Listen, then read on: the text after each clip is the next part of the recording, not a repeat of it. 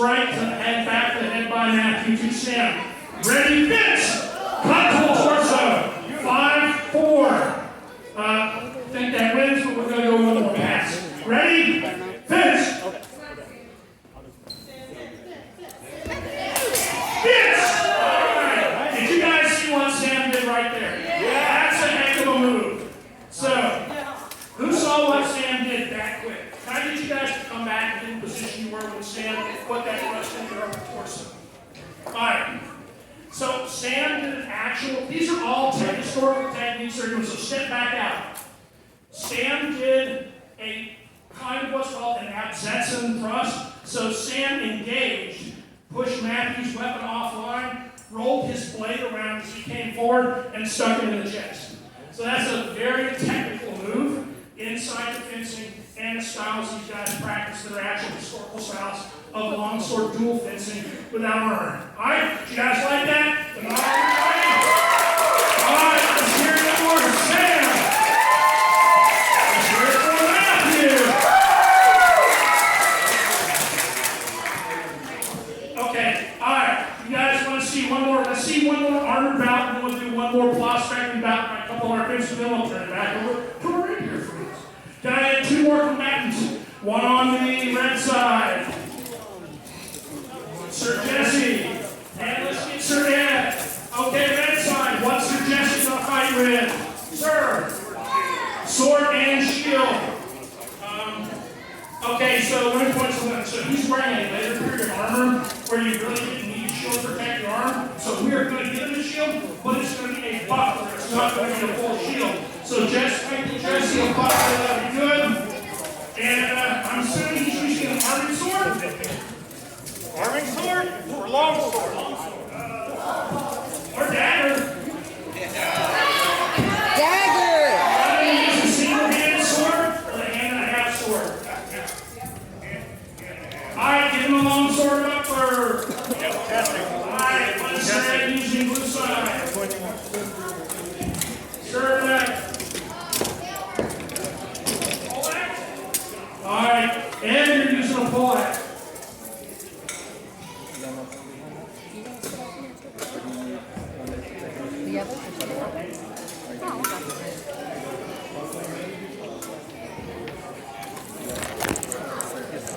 Alrighty. Whenever you're ready, step to the center combatants.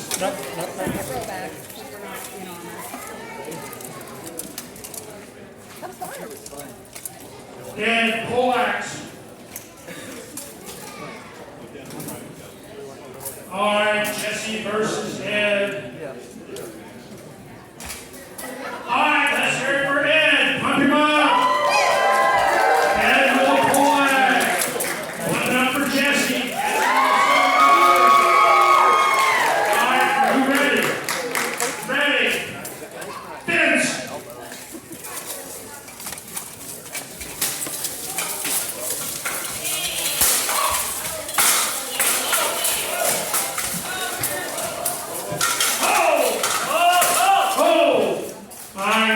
See what happened. Who won? Jesse won. How did Jesse win? Put the point into Ed's neck, right where he could have pushed through the chainmail. Alright, let's hear it for Jesse. Let's hear it for Ed. Let's go one more time. Combatants, ready? Fight! Come on, Jesse.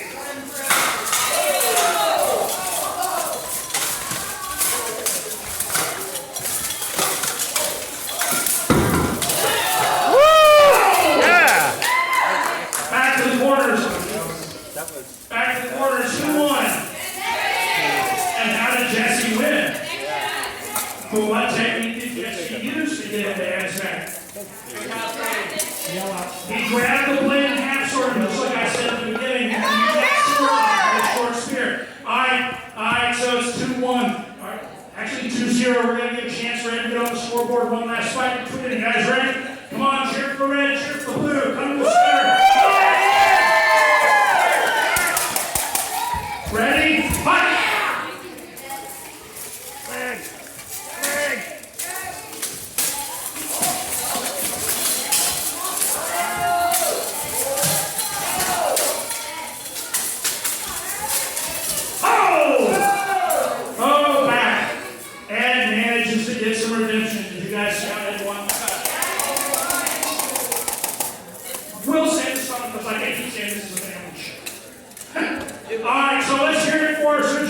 our victor.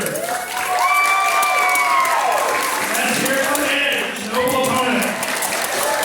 Okay, so we're going to do one more loss section, which is an armed fight between two of our members from Skull St. George, Savannah, and then we're going to turn it back over to our fencing friends for some more fencing.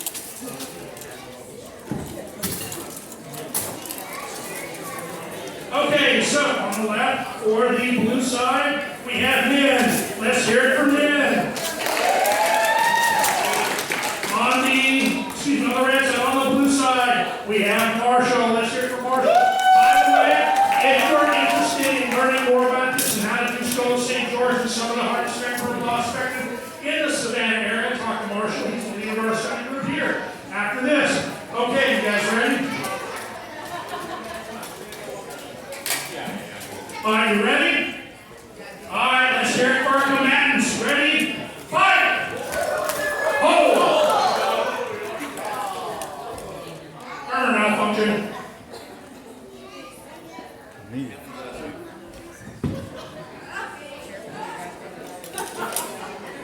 All right, back to your corners. All right, let's cheer them on. Ready? Vince!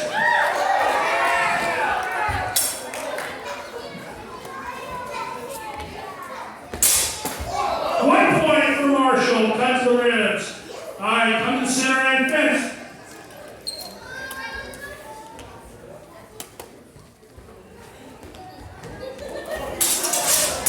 Cut to the shoulder for Marshall, 2 points.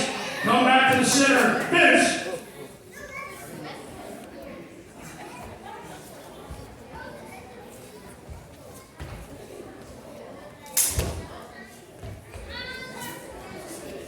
All right, we'll be broken.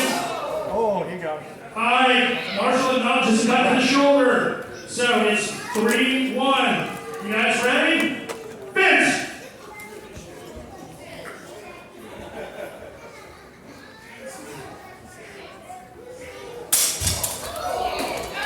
Cut to the ribs for Marshall, 4-1. All right, Marshall, one more point.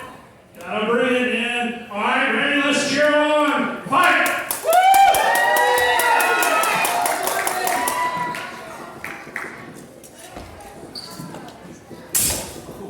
Oh, actually, good leg cut from in. Okay, 2-4. You're good. All right, watch the winding low, gentlemen. All right, ready? Vince!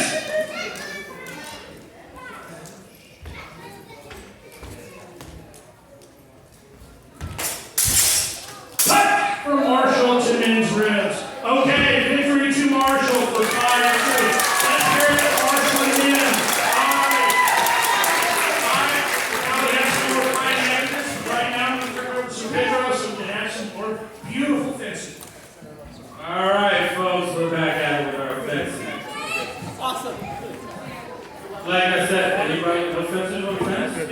No fencing, no fence. No, it's fine. You can get on down by the guys. Yeah, you're making me fence. They're all different. They're all on the fence about it. They're on the fence about it. Dad just took the day right there. Water? All right, folks. Brian, you guys are.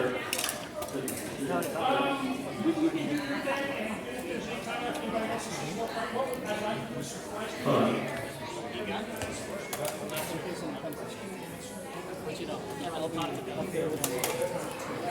Alright, folks.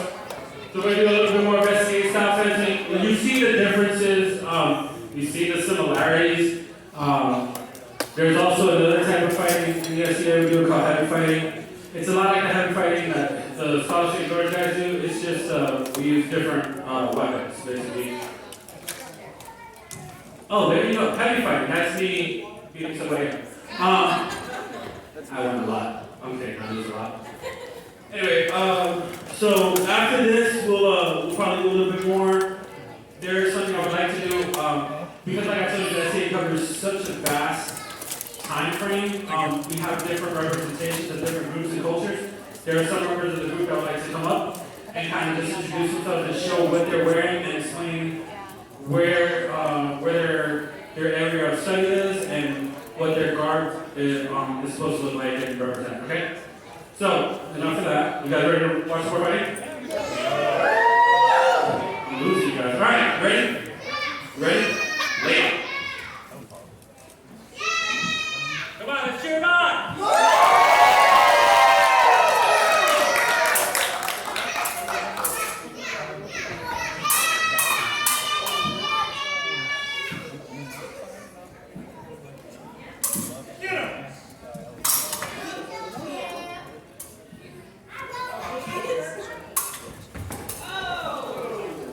Victor! Red team! You're red team, right? It doesn't at all. Are you ready? Ready? Stab him this time. Beat him. Alright? Alright, lay on.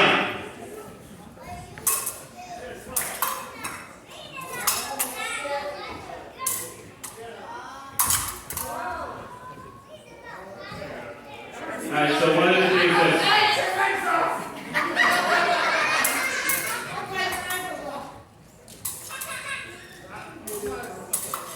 one of the things we do different in SCA is if you get hit in the leg. Victor! Blue team. Alright, look, where's that? Alright, so one of the things we do different in SCA is if you get hit in the leg, you lose your ability to use that leg.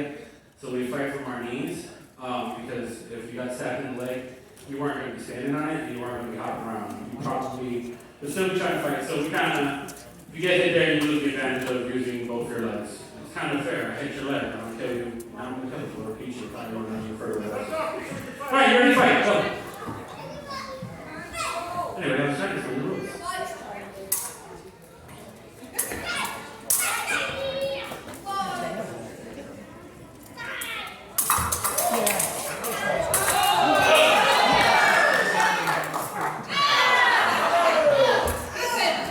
Victor, Lord, about time yet? Alright. Alright, we're going to do one more. Then we're going to have our people come up and talk. And then here's what we're going to do. If you're okay with it. Sure. We're going to leave the floor after they talk about their guard and what they're doing. Then we can have the floor open for both groups and just Q&A there. Okay. Alright, this will be the last one. Then we're going to have a cute little fashion show. Don't worry, I'll start it off. Alright, ready? Ready? Lay on! Let's go!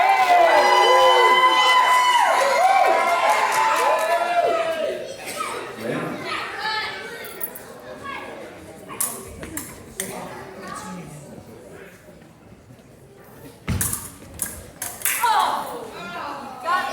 Victor again.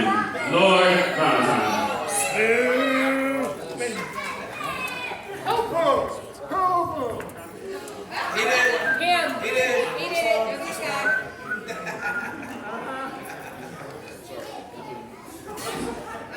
Leon.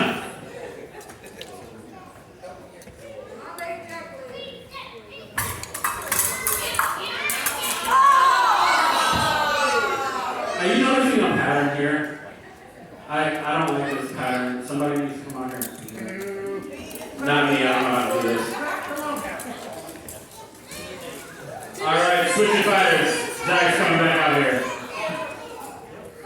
We're gonna have this one-on-one just so we make sure we compete. Alright, cheer him on, come on.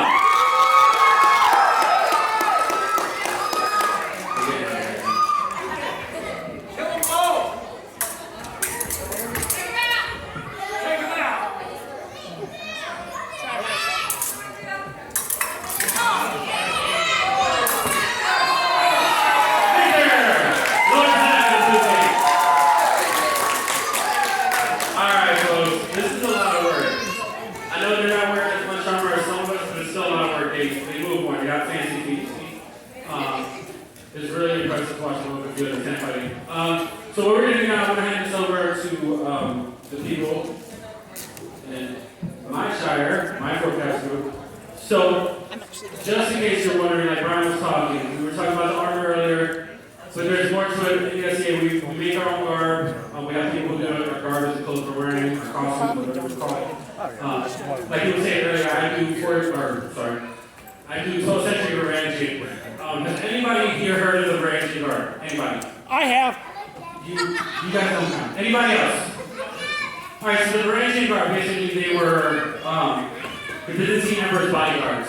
The story goes, Emperor Basil, he was one of the emperors of the Byzantine Empire, obviously.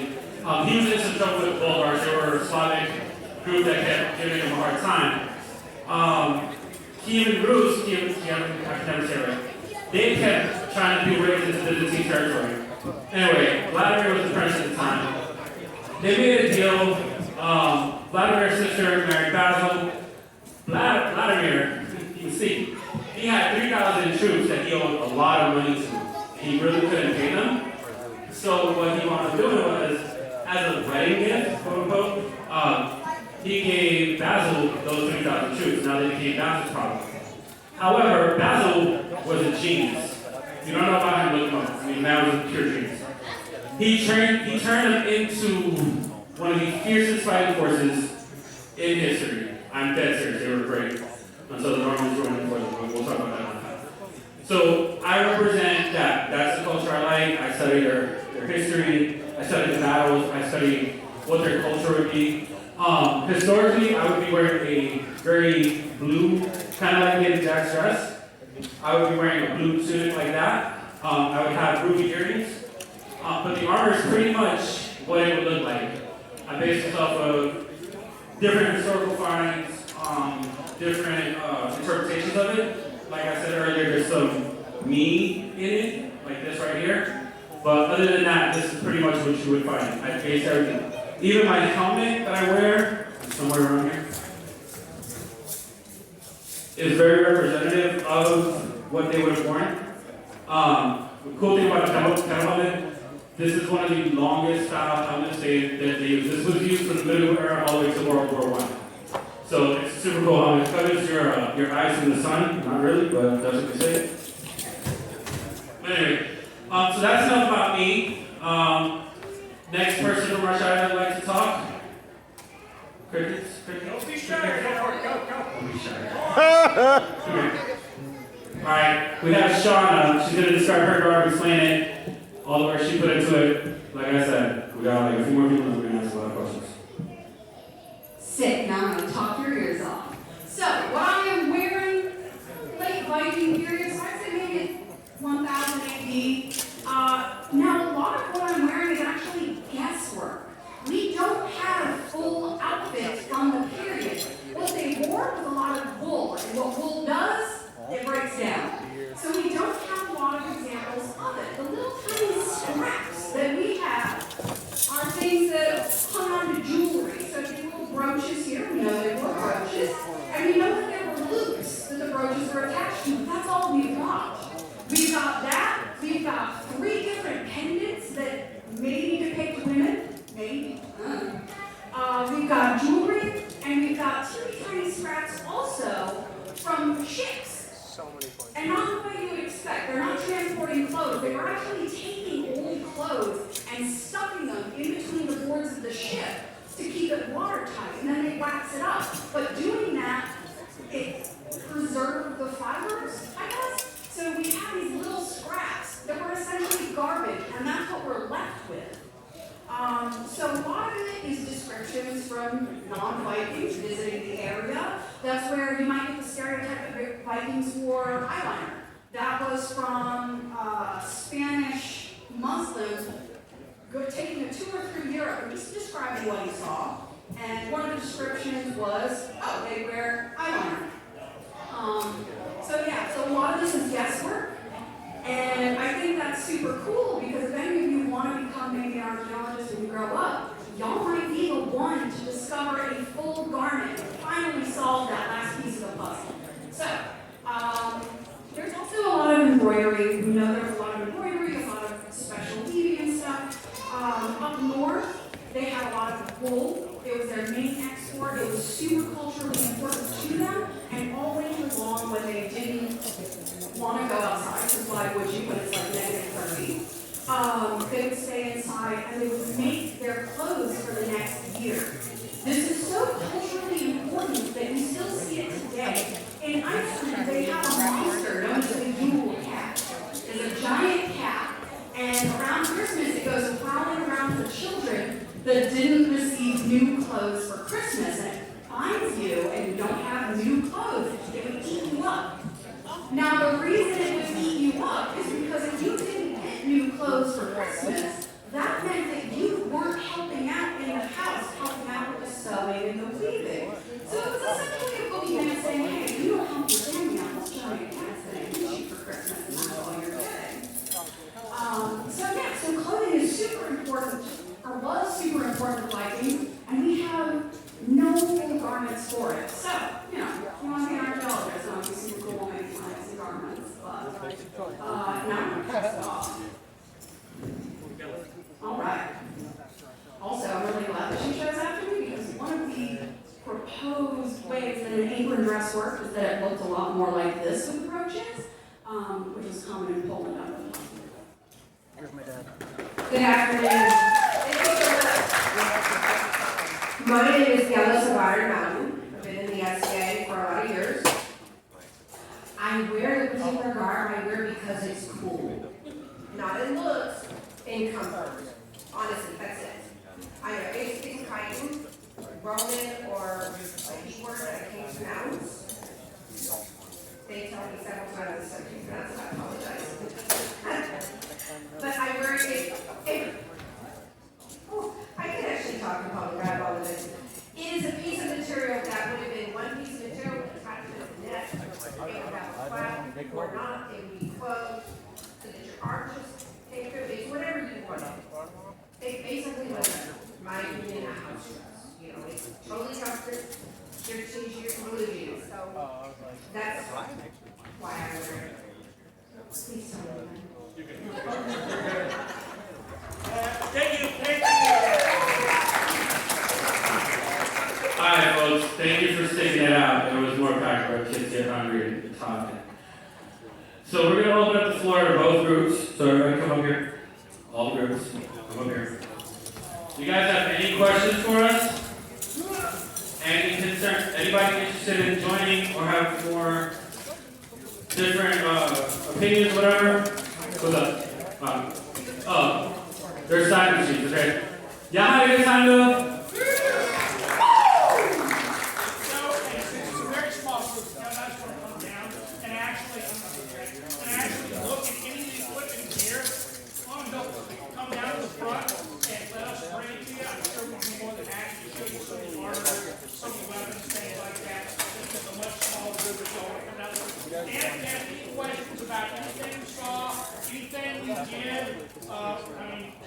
Any questions whatsoever?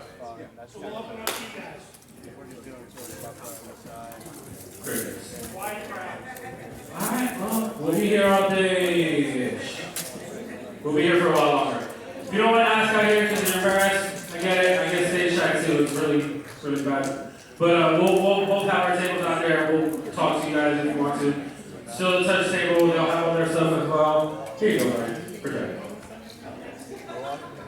Thank you very much. Like I said, if you want to come down and talk to us while we're getting up, please go ahead. Thank you all for showing up. Come down and look at their armor.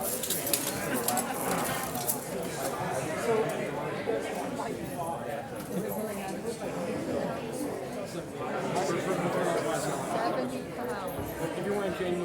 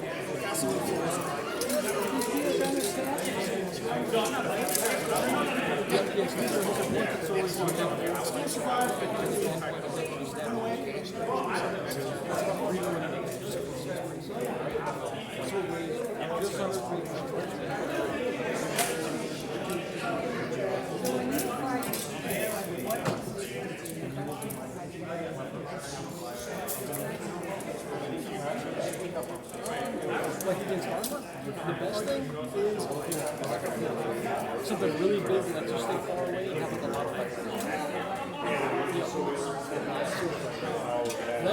leverage. Leverage.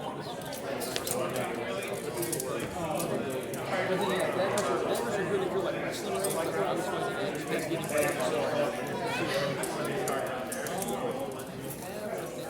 I do have one hand.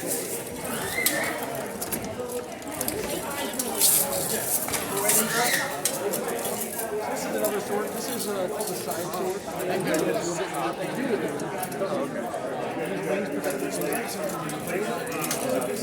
Oh, no, we're done. Okay.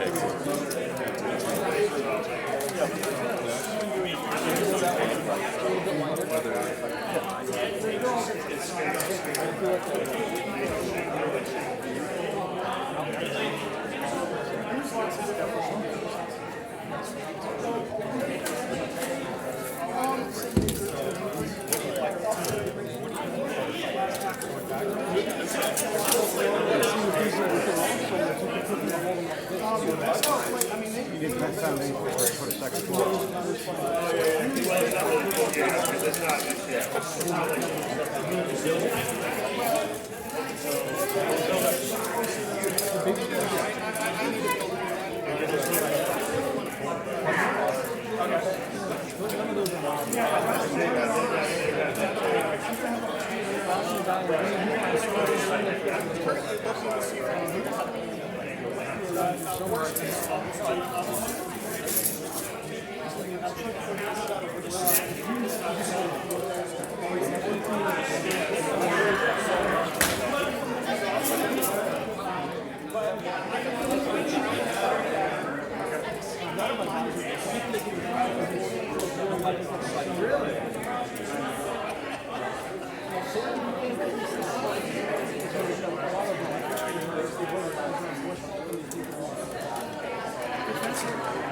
I was worried about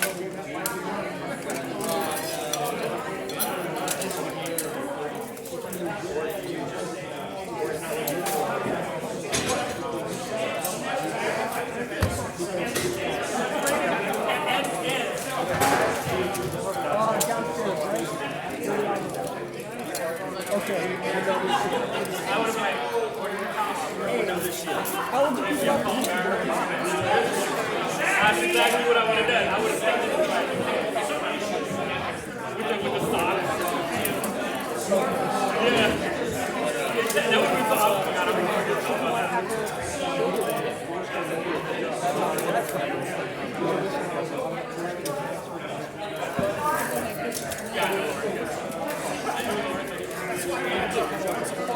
Right?